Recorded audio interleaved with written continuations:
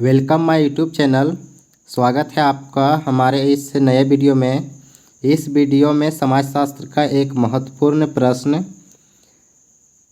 के उत्तर को बिल्कुल सरल और साधारण भाषा में देखेंगे और समझने का प्रयास करेंगे। प्रश्न है, समाजशास्त्र क्या है तथा इसके प्रकृति एवं विशेष क्षेत्र की चर्चा। पहले समाजशास्त्र का जो शब्द है उसका अर्थ समझ लेते हैं। तो समाजशास्त्र अंग्रेजी में सोशियोलॉजी कहा जाता है, अर्थात समाजशास्त्र को इंग्लिश में सोशियोलॉजी कहते हैं। सोशियोलॉजी शब्द सोशस और लोगोज से मिलकर बना है, यानी दो शब्दों से मिलकर बना है। सोशस लैटिन भाषा का एक शब्द है जिसका अर्थ होता है समाज, और लोगोज एक ग्रीक शब्द है जिसका अर्थ होता है विज्ञान का अध्ययन।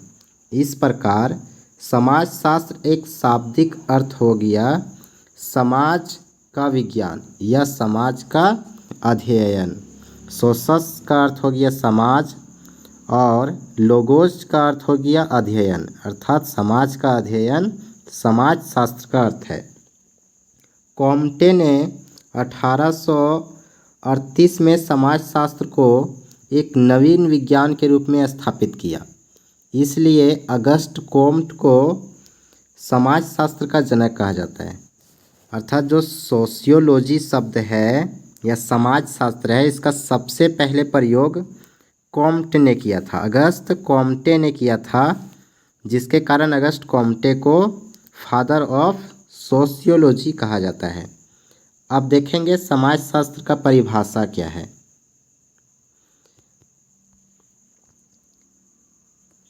समाजशास्त्र के परिभाषा देते हुए यहाँ पे 3 अर्थशास्त्रियों के परिभाषा को लिखा गया है। तो अगस्ट कोम्टे के अनुसार देखते हैं, जिसे फादर ऑफ सोशियोलॉजी कहा जाता है। समाजशास्त्र सामाजिक व्यवस्था है। समाजशास्त्र क्या है? सामाजिक व्यवस्था है। समाज में जिस तरह से व्यवस्था होता है वो व्यवस्था, और प्रगति का विज्ञान है। समाजशास्त्र सामाजिक व्यवस्था और प्रगति का विज्ञान है। ये किसने कहा? अगस्त कोम्टे के अनुसार। लिस्टर एफ वार्ड के अनुसार समाजशास्त्र समाज का विज्ञान है, जो ऊपर भी देख चुके हैं। समाजशास्त्र क्या है? समाज का विज्ञान है। ओडम के अनुसार क्या है? समाजशास्त्र वह विज्ञान है जो समाज का अध्ययन करता है। तो इन परिभाषाओं के आधार पर एक ही अर्थ निकलता है कि समाजशास्त्र क्या है? समाज का अध्ययन करने वाला विज्ञान है। समाजशास्त्र की प्रकृति को देख लेते हैं। समाजशास्त्र की प्रकृति क्या है? तो प्रकृति का अर्थ समझ लेते हैं कि क्या पूछा जा रहा है। तो प्रकृति का अर्थ होता है कि किसी भी विषय की प्रकृति से आशय क्या है कि वह विषय विज्ञान है अथवा कला है। अगर किसी भी विषय का राजनीति शास्त्र हो गया, अर्थशास्त्र हो गया, अगर प्रकृति पूछी गई है तो इसका अर्थ ये है कि वो जो विषय है वो विज्ञान है या कला है, ये पूछा जा रहा है। तो यहाँ पे समाजशास्त्र क्या है? विज्ञान है या कला है? तो समाजशास्त्र को एक विज्ञान के रूप में दर्जा दिया गया है, अर्थात एक विज्ञान के अर्थ में लिया गया है। तो विज्ञान के अर्थ को समझने से समाजशास्त्र विज्ञान के अर्थ कैसे लेता है या समाजशास्त्र को विज्ञान कैसे कहा जा सकता है, उसे समझने के लिए पहले ये समझना ज़रूरी है कि आखिर विज्ञान का अर्थ क्या है। तो विज्ञान का पहला अर्थ होता है वो है वास्तविक घटना, अर्थात विज्ञान में जो भी चीज़ अध्ययन करने को मिलता है, जो भी जानने की ज़रूरत होता है, वो वास्तविक घटना होता है। किसी तरह से कोई कल्पना नहीं किया गया रहता। जो भी घटना होता है विज्ञान उसका प्रमाण प्रस्तुत करता है, अर्थात विज्ञान प्रमाण पर चलता है। विज्ञान वर्गीकरण और निष्कर्ष पर कार्य करता है, अर्थात विज्ञान में जितने भी टॉपिक्स को पढ़ा जाता है उसका वर्गीकरण किया जाता है और उसका निष्कर्ष निकाला जाता है। विज्ञान से एक कर्मित ज्ञान की प्राप्ति होती है। अगर विज्ञान का अध्ययन हम कर रहे हैं तो इसका अर्थ है उसमें कर्मित ज्ञान अर्जित कर रहे हैं। विज्ञान कारण और परिणाम की खोज करता है। अगर कुछ रासायनिक प्रभाव हो गया विज्ञान में तो इसका कारण क्या है और इसका प्रभाव क्या पड़ेगा, तो ये खोज करता है विज्ञान। विज्ञान नियमों और सिद्धांतों का निर्माण करता है, जैसे आर्किमिडीज का सिद्धांत या फिर कह सकते हैं न्यूटन का नियम। तो बहुत सारे सिद्धांत और नियम विज्ञान में काम करते हैं। प्रतिपादित नियमों का पुनर्परीक्षण, जो भी विज्ञान नियम प्रस्तुत करेगा उसका परीक्षण करके देखा जाता है। जैसे कि अगर न्यूटन ने गति का नियम दे दिया तो उस गति के नियम को फिर जांच करना है कि क्या वास्तविक में ये गति का नियम जिस तरह न्यूटन ने बताया उस तरह होता है या अन्यथा नहीं। दूसरा चीज़ है भविष्यवाणी। विज्ञान एक ऐसा विषय है जिसे पढ़कर, जिससे ज्ञान अर्जित करके भविष्यवाणी किया जा सकता है कि आने वाला समय क्या होगा।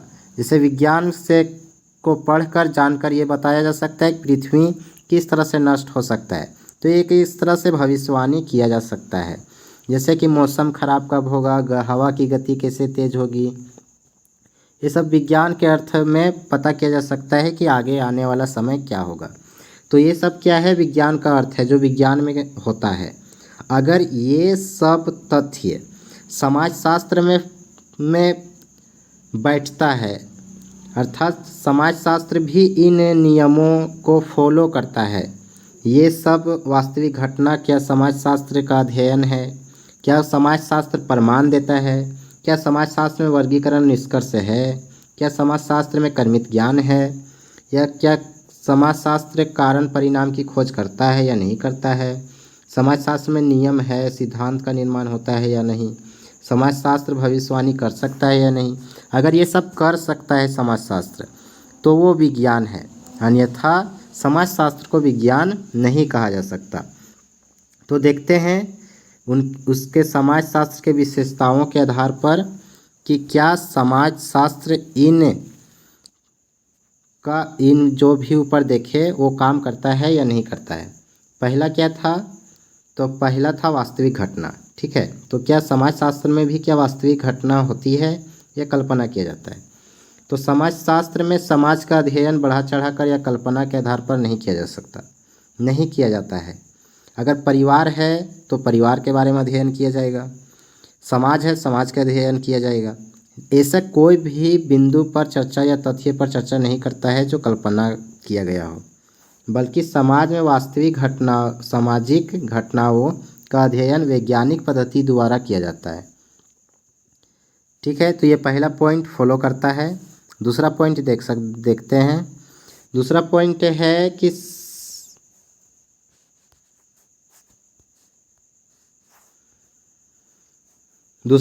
समाजशास्त्रीय ज्ञान प्रमाण पर आधारित है। समाजशास्त्रीय जितने भी ज्ञान अर्जित किया जाता है वो प्रमाण पर आधारित है। क्यों? क्योंकि समाजशास्त्री किसी भी बात को बलपूर्वक मनाने के लिए नहीं कहते। कोई भी समाजशास्त्री नहीं कहता है कि ऐसा ही होता है, बल्कि प्रमाणों के आधार पर इसकी व्याख्या करते हैं। तो इस तरह से समाजशास्त्र भी क्या हो गया, विज्ञान हो गया, क्योंकि समाजशास्त्र भी विज्ञान की तरह प्रमाण पर अड़ा रहता है, प्रमाण के आधार पर चलता है।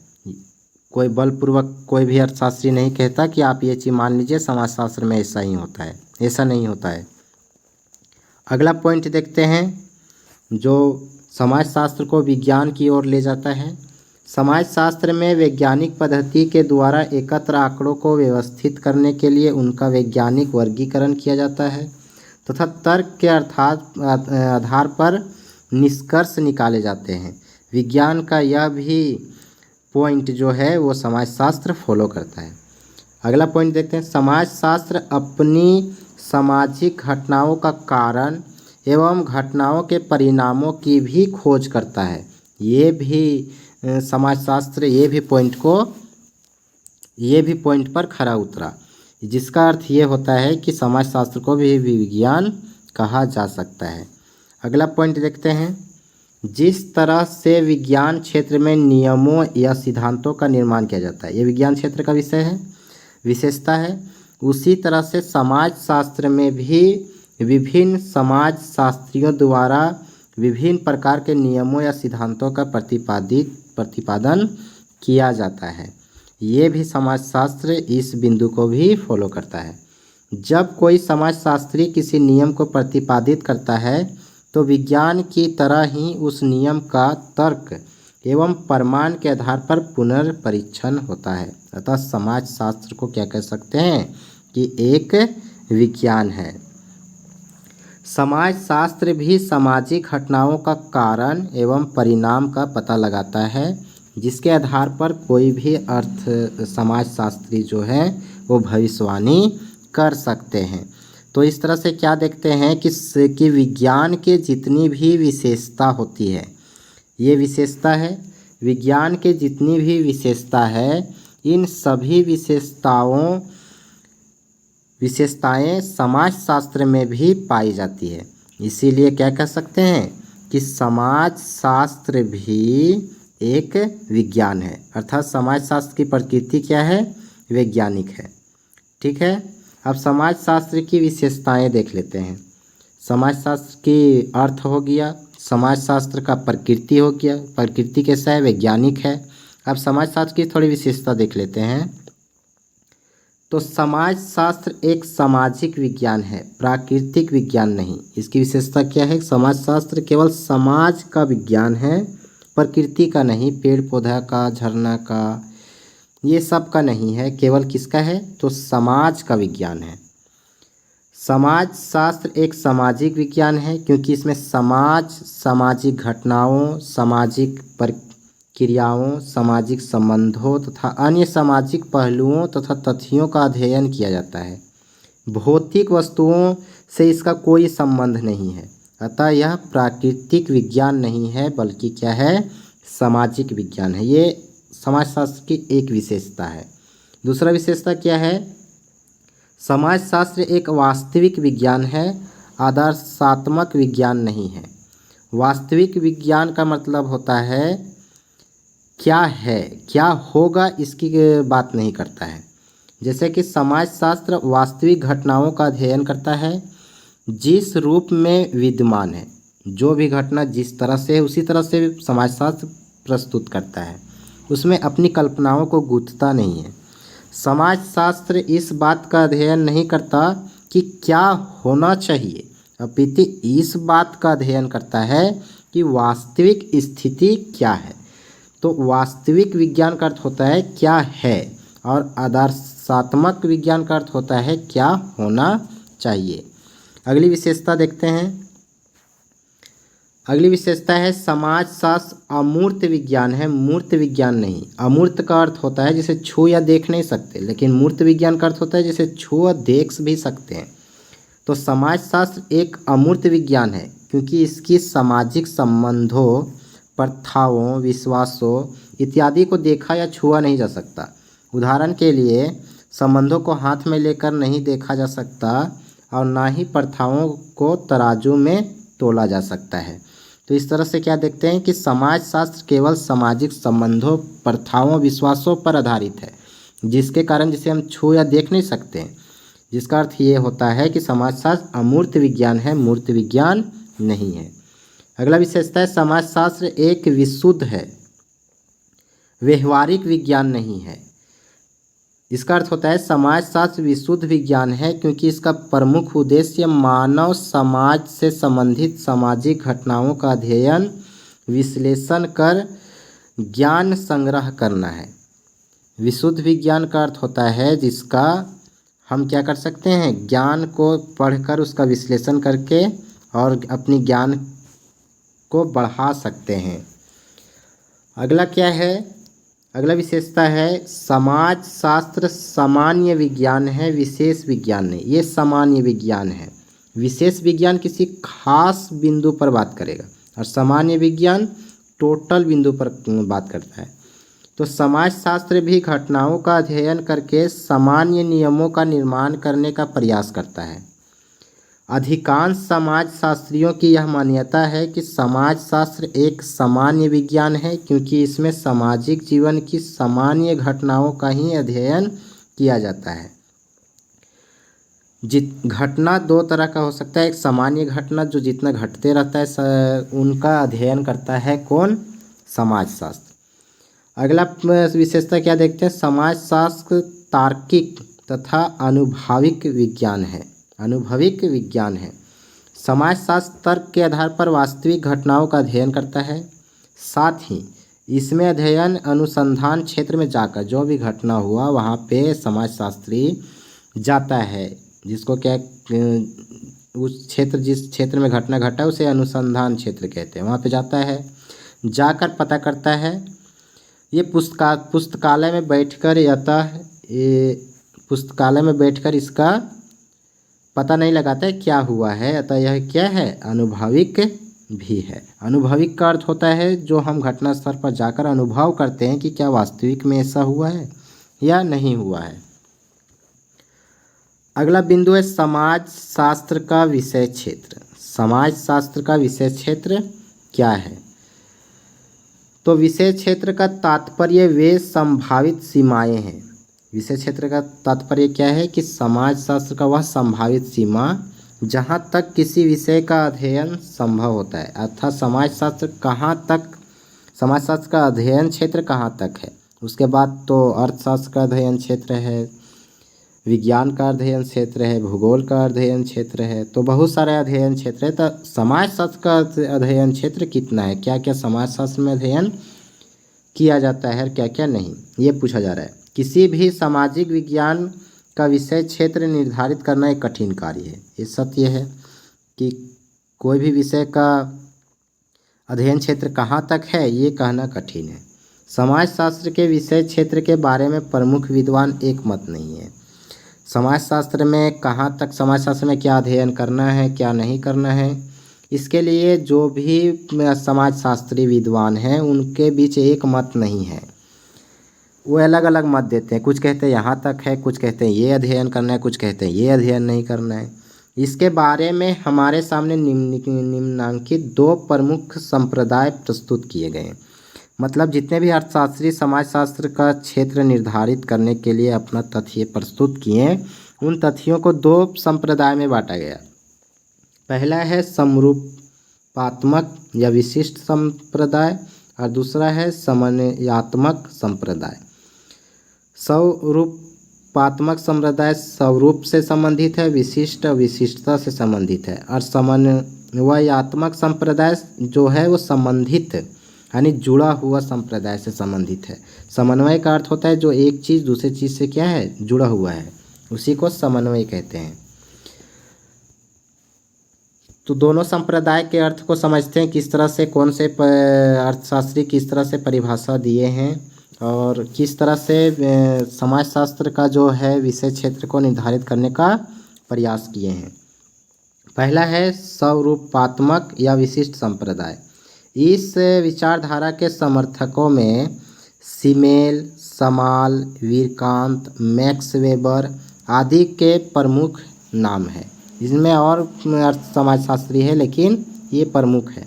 इनके अनुसार समाजशास्त्र एक विशिष्ट विज्ञान है। इनके अनुसार क्या है, समाजशास्त्र एक विशिष्ट विज्ञान है।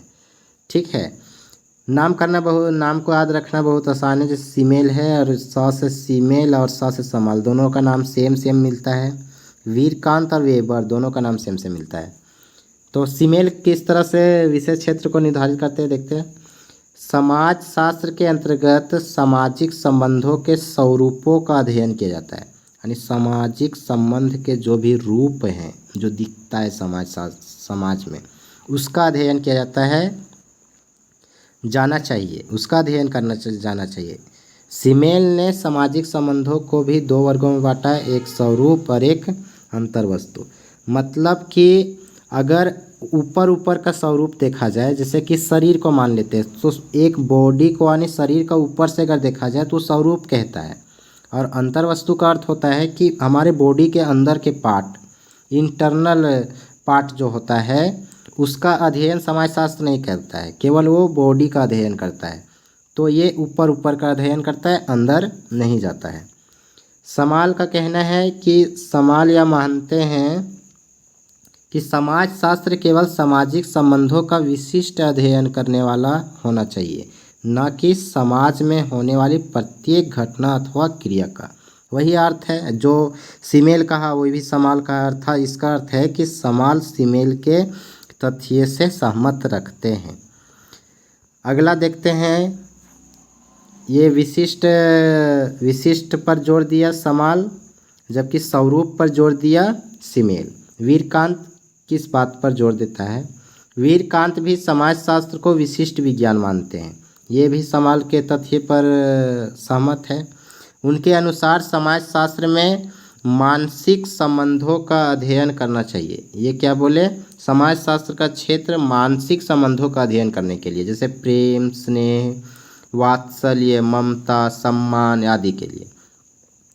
एक ने बोले कि सामाजिक संबंधों का केवल अध्ययन करना चाहिए, और वो भी केवल ऊपरी जो स्वरूप दिखता है उसका, इंटरनल नहीं जानना है, अंदर नहीं जानना है। जबकि ये क्या बोलते हैं कि समाजशास्त्र में उसका अध्ययन नहीं करना चाहिए। इनका कहना है कि ये एक विशिष्ट विज्ञान है जिसके अंतर्गत केवल प्रेम, स्नेह, वात्सल्य, ममता और सम्मान, ये मानसिक संबंध जो हमारे दिमाग से जुड़े हुए संबंध होते हैं उसका केवल अध्ययन करना चाहिए। सबका अलग अलग कहना है कि इसमें ये करना चाहिए अध्ययन, उसमें वो करना चाहिए। इस तरह आपस में लड़ते रहते हैं और फंस जाते हैं हम लोग कि कौन क्या कहे, किसका बात क्या सही है, क्या अध्ययन किया जाता है, क्या नहीं किया जाता। अब वेबर का क्या कहना है, इसे देखते हैं। वेबर के अनुसार समाजशास्त्र एक क्षेत्र केवल सामाजिक व्यवहारों का अध्ययन करने तथा समझने तक है, अर्थात प्रत्येक व्यवहार का अध्ययन समाजशास्त्र का भाग नहीं है। ये वेबर का कहना है कि इसमें केवल सामाजिक व्यवहारों का अध्ययन किया जाना चाहिए। एक ने कहा सामाजिक संबंधों के स्वरूपों का अध्ययन करना चाहिए। एक उसके बात पर सहमत है, दूसरा कहता है कि मानसिक संबंध का अध्ययन करना चाहिए, और तीसरा जो यहाँ पे चौथा आया वेबर, उसका कहना है सामाजिक व्यवहारों का अध्ययन करना चाहिए। लेकिन ये जितने भी समाजशास्त्री हैं ये समाज के स्वरूप पर और विशेषता पर आधारित है। अब इसकी आलोचना देख लेते हैं। ये जो बात कहते हैं तो अर्थशास्त्री जो भी समाजशास्त्री हैं वो क्या है, इसकी आलोचना भी करते हैं। पहला आलोचना क्या है? सामाजिक स्वरूप और अंतर वस्तु अलग नहीं है। ये भी सही कहना है कि अगर शरीर है और शरीर का अंदर का जो पार्ट है वो अलग कैसे हो सकता है? हम शरीर का अध्ययन करेंगे तो उसके अंदर का पार्ट का हृदय, लंग्स जो भी है, ठीक है, उसका अध्ययन तो किडनी, ये सब का अध्ययन तो करना ही होगा। तो दोनों अलग नहीं हो सकता है। इनका भी कहना आलोचना भी किए हैं जो समाजशास्त्री भी सही किए हैं,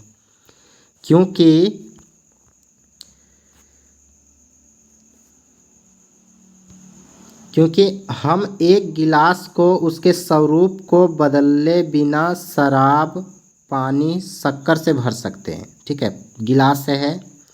गिलास है, इसमें पानी भर दे, शक्कर भर दे या शराब भर दे, इसका स्वरूप इसे गिलास जैसा दिखेगा। परंतु हम किसी ऐसी सामाजिक संस्था की कल्पना भी नहीं कर सकते जिसका स्वरूप सदस्यों के बदलने पर भी ना बदले। जैसे कोई संस्था है, अगर उसके, ये संस्था बाहरी स्वरूप हो गया, और जो उसके अंदर का सदस्य है वो अंतर वस्तु हो गया। अगर सदस्य बदलता है तो संस्था भी बदलेगा, निश्चित है। तो दोनों अलग नहीं हो सकता है। ये आलोचना किए और सही भी है। समाजशास्त्र के विषय क्षेत्र को अन्य विज्ञानों से पूर्णतः अलग कर प्रस्तुत किया गया है। ठीक है, समाजशास्त्र विषय क्षेत्र को अन्य विज्ञानों से पूर्णतः अलग कर प्रस्तुत किया गया है। समाजशास्त्र को उन लोग का कहना है कि बिल्कुल अलग है। कोई भी समाजशास्त्र से कोई भी विज्ञान है, जैसे राजनीति शास्त्र है, अर्थशास्त्र है, ठीक है, मनोविज्ञान है, ये सब से बिल्कुल अलग परिभाषित कर दिया गया। ये इन लोग का कहना है। वास्तव में प्रत्येक विज्ञान को दूसरे विज्ञानों से सहायता लेना ही पड़ता है। ये भी आलोचना की है, वो सही है। तीसरा आलोचना क्या है? इस संप्रदाय ने अमूर्तता पर ज़्यादा जोर दिया है। ऊपर देखे मानसिक संबंध बोला, सामाजिक व्यवहार के बारे में, सामाजिक संबंध के बारे में बात करते हैं। जिसे देखा या छुआ नहीं जा सकता है। इसलिए अमूर्तता पर ज़्यादा जोर दिया गया है, जो समाज शास्त्र के लिए लाभदायक नहीं होगा। यानी जो अमूर्त, अगर समाज शास्त्र में सब अमूर्त घोषित कर दिया जाए, इसे देखा या छुआ नहीं जा सकता है, तो समाज शास्त्र के लिए लाभदायक नहीं होगा, एक से एक सामान्य छोटा विषय बनकर रह जाएगा। ये आलोचना करते हुए कुछ अर्थशास्त्री ने स्वरूप और समाज की विशेषता पर आधारित जो भी परिभाषा या विषय क्षेत्र को निर्धारित करने का प्रयास किए हैं, उनकी आलोचना किए हैं इन 3 बिंदुओं के द्वारा। अब कुछ अर्थशास्त्री कहते हैं कि नहीं, ये क्या है, इसका विषय क्षेत्र समन्वयात्मक संप्रदाय। अब इसमें देखते हैं कि इसमें कौन कौन से समाजशास्त्री हैं जो क्या करते हैं, इस संप्रदाय में समाजशास्त्र का क्षेत्र निर्धारित करने का प्रयास करते हैं। तो इस संप्रदाय के प्रमुख समर्थक जो है वो है दुखोम, लेस्टरवार्ड, सरोकिन और हॉबहाउस। इस संप्रदाय के अनुसार समाजशास्त्र विशिष्ट विज्ञान ना होकर एक सामान्य विज्ञान है। उन लोग का कहना है एक विशिष्ट विज्ञान है। विशिष्ट विज्ञान किस आधार पर बोले, क्योंकि इसमें सामाजिक संबंध या सामाजिक व्यवहार या मानसिक संबंध, इस तरह से एक विशिष्ट टॉपिक्स को उठाकर बोले कि एक विशिष्ट विज्ञान है। लेकिन इन लोग का कहना है नहीं, एक ये विशिष्ट विज्ञान नहीं है, बल्कि एक ये सामान्य विज्ञान है। समाज का प्रत्येक भाग परस्पर संबंधित है, उसके किसी एक भाग में परिवर्तन होता है तो उसका प्रभाव सारे समाज पर पड़ता है। इसीलिए ये क्या है, एक सामान्य विज्ञान है। यानी इसका क्षेत्र लंबा चौड़ा है जो परस्पर क्या है, जुड़ा हुआ है। दुखम ने क्या कहते हैं, तो समाज शास्त्र को सामूहिक प्रतिनिधित्वों को अपने विषय क्षेत्र में सम्मिलित करना चाहिए। वार्ड का क्या कहना है, समाज का निर्माण करने वाले समूह एवं संस्थाएं आदि परस्पर एक दूसरे से संबंधित है, जिसके कारण एक में हुआ परिवर्तन दूसरों पर प्रभाव डालता है। वे विशिष्टता पर आधारित था, ये सामान्य विज्ञान पर आधारित है। इनकी परिभाषा सारे सामान्य विज्ञान पर आधारित है और ये किसी न किसी तरह से समन्वय का बात करेंगे, यानी एक जुड़ाव की बात करेंगे। और ये जितने भी यहाँ पे परिभाषा दे रहे हैं, वे सबका परिभाषा से एक ही अर्थ निकलता है, सब जुड़े हुए क्षेत्र की बात करते हैं। अगला है सोरोकिन। सोरोकिन का क्या कहना है, समाज शास्त्र विशिष्ट एवं सामान्य दोनों प्रकार के सामाजिक संबंधों का अध्ययन करता है। ये दोनों चीज़ बोले, मतलब इनका परिभाषा थोड़ा सही लगता है। ये दोनों चीज़ बोले, विशिष्ट भी है और सामान्य दोनों भी है। इनके अनुसार समाज शास्त्र में समन्वय के आधार पर 3 प्रकार से किया जा सकता है। समन्वय को कितने आधार पर 3 प्रकार से किया जा सकता है। पहला क्या है, प्रथम समाज में घटित होने वाली विभिन्न घटनाओं के संबंधों एवं सहसंबंधों का अध्ययन करना। पहला क्या है, जितने भी घटना घटा उसका संबंध और उसका किसके साथ संबंध है, उसको क्या कहते हैं, सहसंबंध का अध्ययन करेंगे।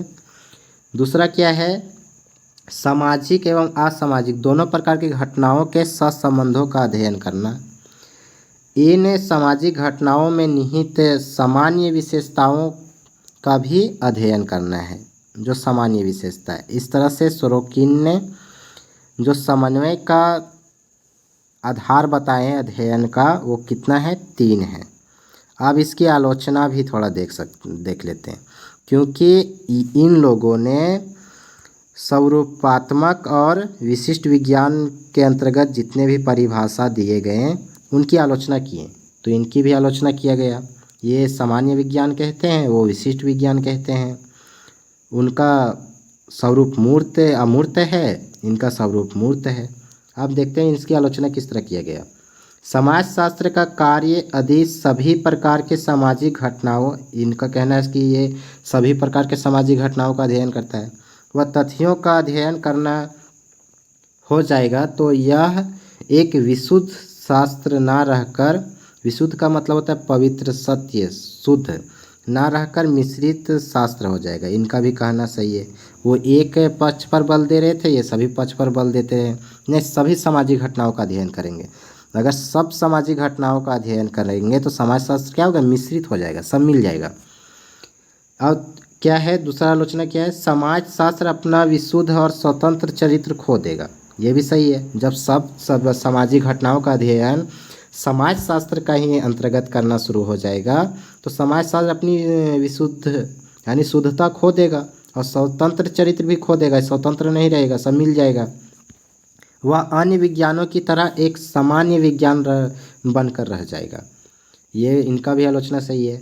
सभी प्रकार के सामाजिक सद्भाव एवं परसों को मिला देने से समाजशास्त्र पूर्ण ज्ञान नहीं दे पाएगा। सब मिला दिया गया तो एक पूर्ण ज्ञान जो होता है समाजशास्त्र हमसे मिलना चाहिए वो नहीं मिल पाएगा। यहाँ अपनी विशेषता को ये क्या कर देगा, खो देगा। तो दोनों तरफ का जो समाजशास्त्र का सीमा निर्धारण कर रहे हैं, विशिष्ट संप्रदाय और समन्वय संप्रदाय, दोनों के कथन भी सही है, दोनों का आलोचना भी सही है। तो आखिर वास्तविकता में समाजशास्त्र का क्षेत्र क्या है?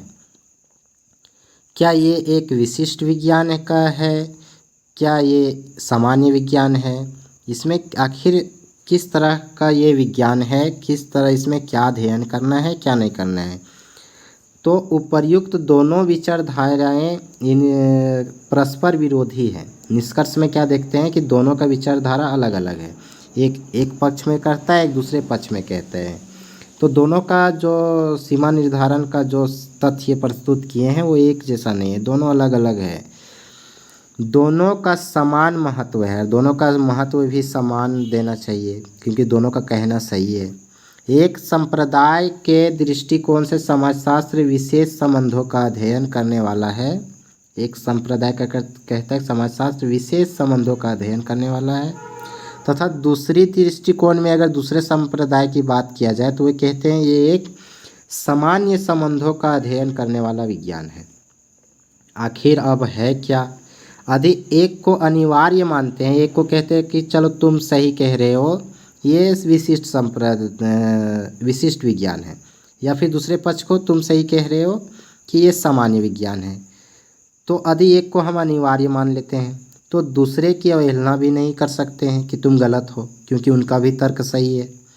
अतः वैज्ञानिक दृष्टिकोण से विषय क्षेत्र के बारे में झगड़ना व्यर्थ है। अगर इस तरह से झगड़ते रहे तो फिर समाजशास्त्र का विषय ही समाप्त हो जाएगा। तो झगड़ना व्यर्थ है क्योंकि अपनी अध्ययन पद्धति के अनुरूप समाजशास्त्र विशिष्ट एवं सामान्य दोनों ही हैं। और निष्कर्ष यही निकलता है कि समाजशास्त्र विशिष्ट भी है और सामान्य भी है। अर्थात जहाँ तक समाजशास्त्र अध्ययन कर सकता है वहाँ तक समाजशास्त्र अध्ययन करेगा। लेकिन इससे ये पता नहीं चलता है कि समाजशास्त्र का सीमा क्षेत्र कहाँ तक है।